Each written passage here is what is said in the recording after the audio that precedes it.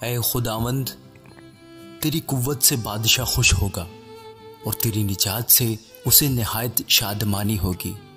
तूने उसके दिल की आरज़ू पूरी की है और उसके मुंह की दरख्वास्त को नामंजूर नहीं किया, क्योंकि तू उसे उम्दा बरकतें बख्शने में पेशकदमी करता और खालिस सोने का ताज उसके सर पर रखता है।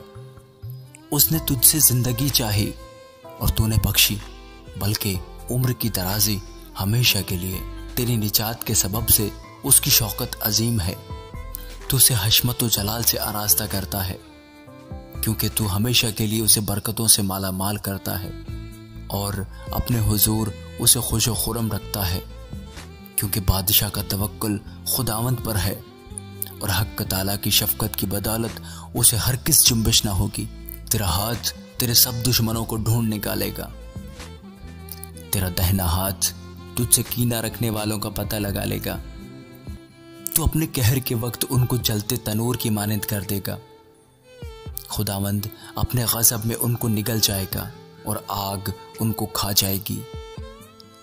तू उनके फल को जमीन पर से नाबूद कर देगा और उनकी नस्ल को बनी आदम में से, क्योंकि उन्होंने तुझसे बदी करना चाहा।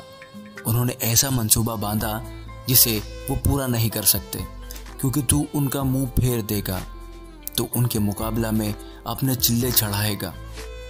ऐ खुदावंद, तू अपनी ही कुव्वत में सरबुलंद हो और हम गा कर तेरी कुदरत की सताइश करेंगे। आमीन।